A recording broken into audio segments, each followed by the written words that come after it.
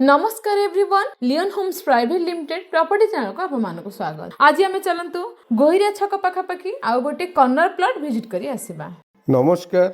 भुवनेश्वर गोहिरिया छक आम समस्ते जानी से गोहिरिया छकरू आम राइट हैंड साइड रे ओभरब्रिज तले जाऊँच टुवर्ड्स मदनपुर बा गीता इंजीनियरिंग कॉलेज रास्ता रे।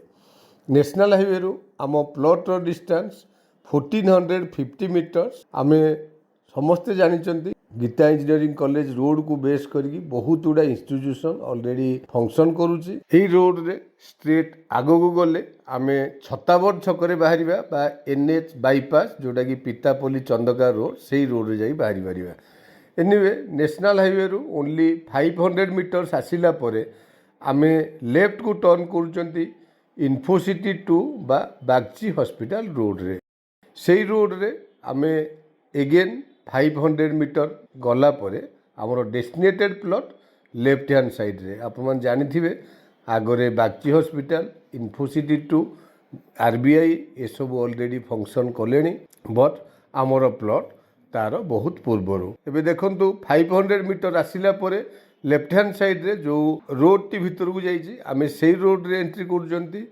Only 450 metres from blacktop road आमे आसिला परे आमर डेस्टिनेटेड प्लॉट पाखरे पहुँची पारिबा। एटी लेफ्ट हैंड साइड रे गोटे एजबेस्टस रो गोडाउन आमे से गोडाउन को लैंडमार्क रखी आउ किछि बाट आगो को जिबा। एई रोड लागिकी बा 30 फीट रोड को लागिकी लेफ्ट हैंड साइड रे रहिला आमर डेस्टिनेटेड प्लॉट। देखंतु it's a corner plot. Plot रो लेफ्ट हैंड साइड रे गोटे 20 फीट रोड एंड तार फ्रंट रे रहिला 30 फीट रोड।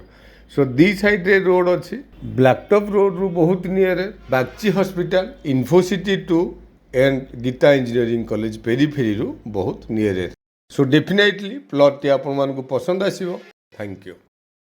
आपण माने हमको रेगुलर भलो पाइबा देउथिबारु आपण मानको धन्यवाद। जदि आपण माने चैनल रे नुवा चैनल को सब्सक्राइब करे नवा को जमारो भूलिबेनी। एबे चलंतु लैंड रो डिटेल्स ऊपर कथा हबा। एठी हमर प्लॉट टी कॉर्नर प्लॉट आपण माने देखंतु दुई पट साइड रे प्लॉट रो रोड अछि नॉर्थ एवं वेस्ट फेसिंग रे 30 एवं 20 फीट रोड को प्लॉट हमर टच हिची। लैंड एरिया 2000 स्क्वायर फीट रो प्राइस होचे पर square feet 3000 rupees. Plot T हमर रेड जोन अछि आपण माने बैंक लोन करि परिबे ता सहित बीडी अप्रूवल पई मध्ये कोनोसी असुविधा हबनी।